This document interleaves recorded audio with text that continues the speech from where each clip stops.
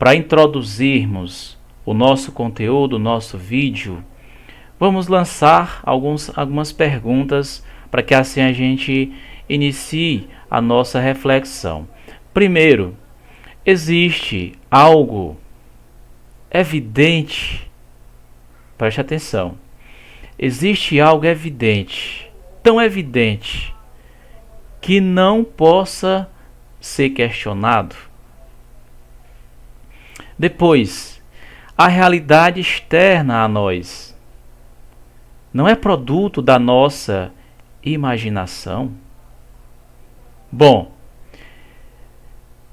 a gente sabe que existem outras ideias que são verdade por si mesmas, como por exemplo, 2 mais 2 são 4, o triângulo sempre vai ter 3 lados, mas aí quando Descartes escreve uma de suas obras, ele vai colocar um personagem, vai imaginar um personagem que ele chama de gênio maligno. Existe um gênio maligno na visão dele, que faça com que nós pensemos que realmente 2 mais 2 são 4 e que o triângulo possui 3 lados. Será que não seria outro resultado? Será que não estaríamos apenas sonhando? Será que não seria apenas imaginação nossa posta pelo gênio maligno? Gente, fica até o final, esse é o meu convite. Fica até o final para que você possa conhecer a teoria do filósofo René Descartes. Vamos um pouquinho da sua biografia. Eu gostaria de destacar um dos pontos da biografia de Descartes, que é justamente a decepção que ele teve com a filosofia escolástica. Então, o Descartes, ele nasceu no contexto da escolástica, que era o período de São Tomás de Aquino, o período ali medieval, em que a igreja ela tem esse domínio do conhecimento. Então, Descartes, na escola, na universidade, ele vai lançar dúvidas sobre aquilo que é apresentado na escola, aquilo que é apresentado na universidade. Por quê? Porque para ele, na universidade, na escola, não está sendo ensinado aquilo que deveria ser, como, por exemplo, a ciência. Ao externo, na vida fora da universidade, na vida fora da escola, Descartes percebia, ele estava tendo a noção de que a ciência estaria avançando. Então ele vai abrir mão desse tipo de ensinamento que tem na escola, na universidade, porque para ele lá só se discute, não chega a um resultado exato. Então a verdade ela é indiscutível, Então para ele deveria haver uma verdade indiscutível. E nas discussões que são apresentadas, principalmente na filosofia, quando ele está estudando, ele diz, olha, são várias verdades, são vários pensamentos, várias teorias, e ninguém chega a um resultado. Então, para ele tinha que haver uma verdade indiscutível. Então, a gente vai debater lá na frente sobre essa questão. Sobre o racionalismo, a gente vai aqui perguntar o que é o racionalismo, qual o seu contexto, onde surgiu, como surgiu.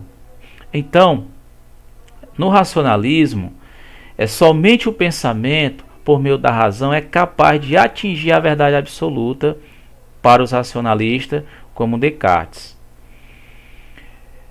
Bom, para os filósofos racionalistas, todo conhecimento que advém da experiência empírica,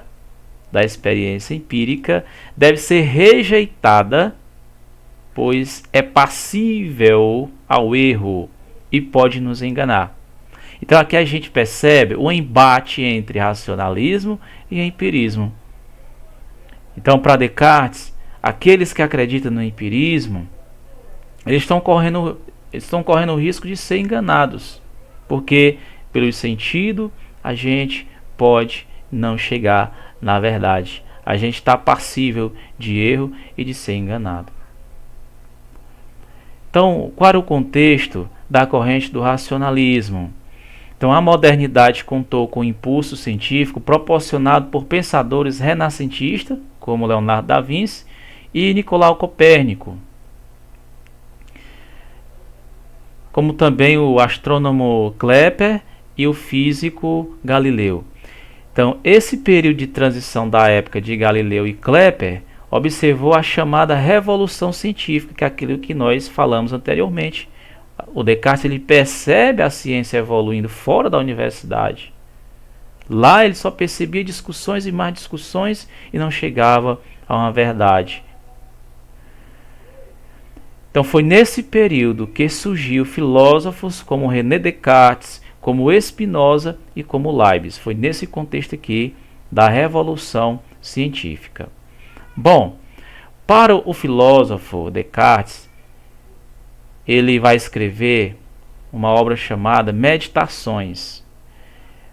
Nesta obra, ele deparou com um problema técnico e nós vamos apresentar aqui na frente, que tinha que mostrar ao leitor, tinha que provar a dificuldade que nós temos em confiar nas percepções dos sentidos para conhecer as coisas. Então, ele disse, olha, vamos imaginar que exista um gênio maligno.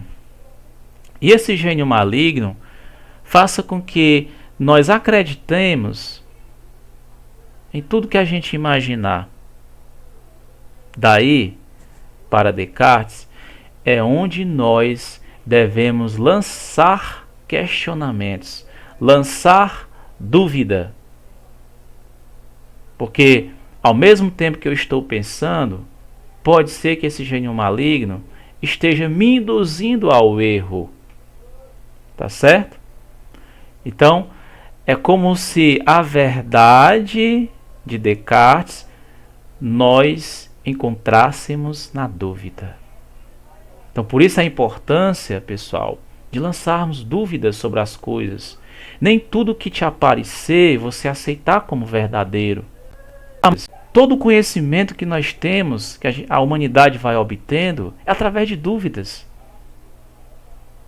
Só prossegue um conhecimento porque tem a dúvida.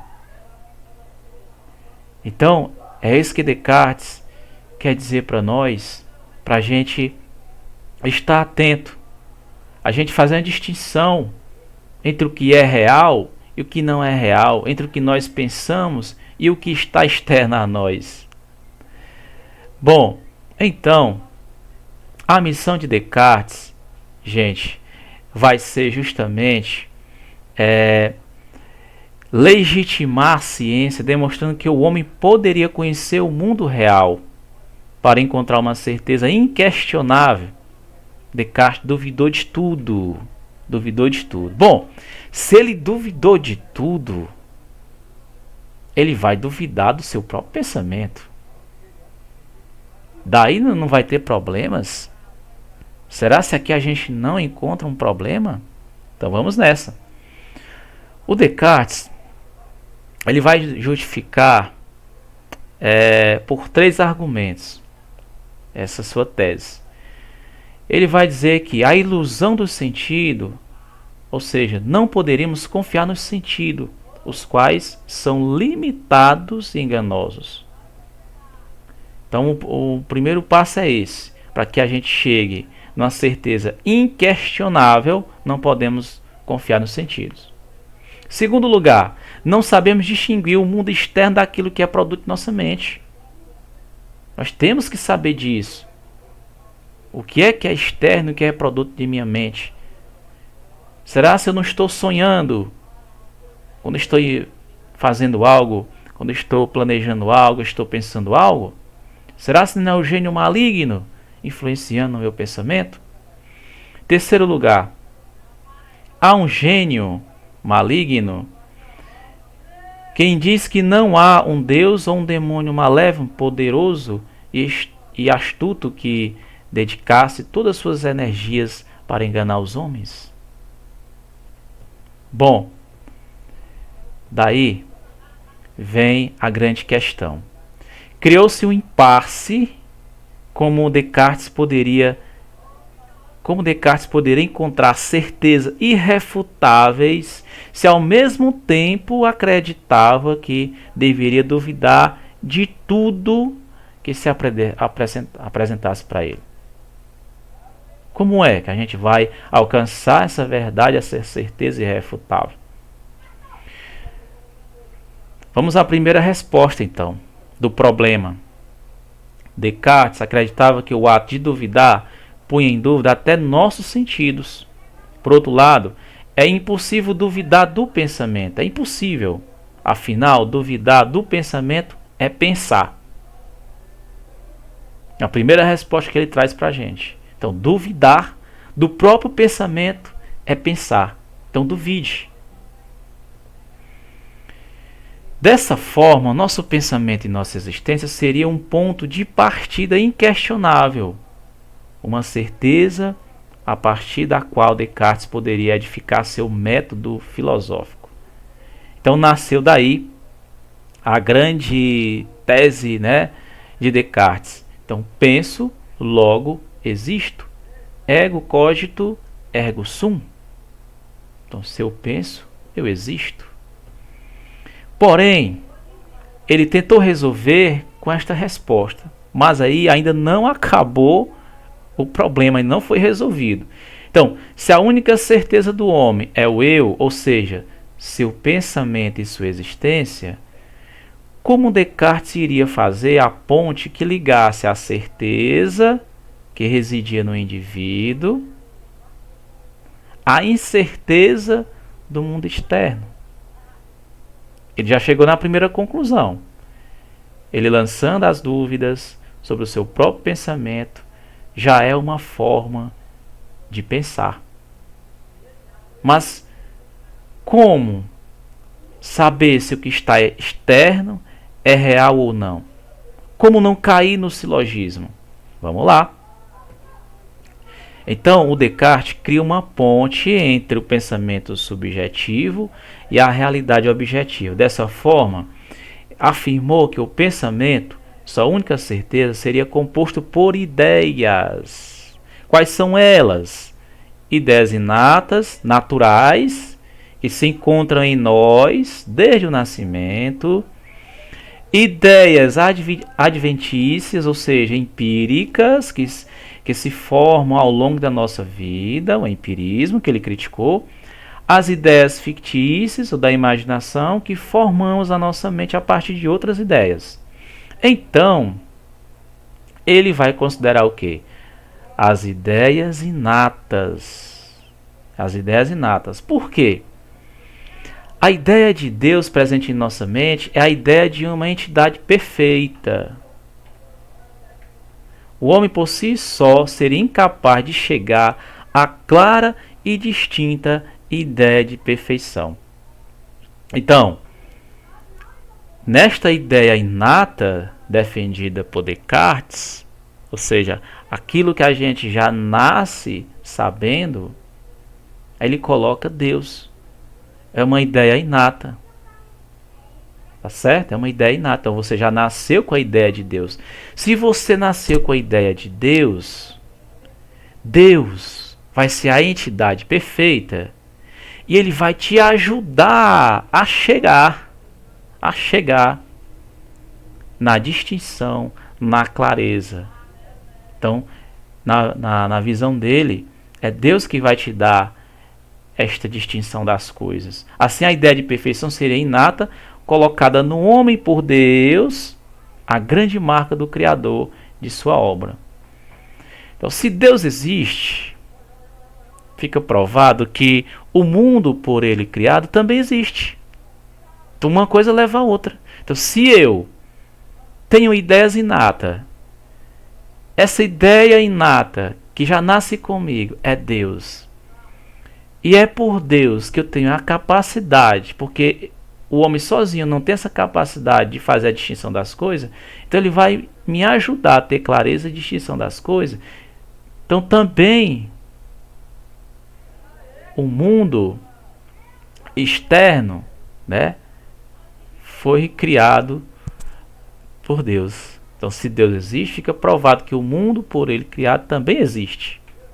Assim, note que Descartes provou que o eu existe e por meio do raciocínio dedutivo, raciocínio universal, provou também a partir das premissas anteriores que Deus e o mundo existem.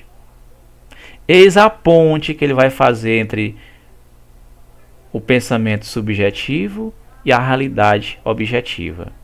Resumindo, aqui a teoria de Descartes. Um gênio maligno pode tentar me fazer acreditar em coisas falsas.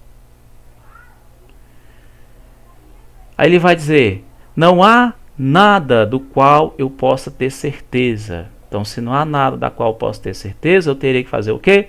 Lançar dúvidas. Pensar sobre o meu próprio pensamento. Mas quando digo eu sou, eu existo, não posso estar errado sobre isso. Um gênio maligno poderia tentar me fazer acreditar nisso se eu realmente existir. Então, se eu tenho essa condição de lançar dúvidas, fazer a distinção entre as coisas externas e o meu pensamento, aí vai surgir a sua grande tese, penso, logo existo. E para finalizar, fica aqui a frase. É necessário que ao menos uma vez na vida você duvide, tanto quanto possível, de todas as coisas.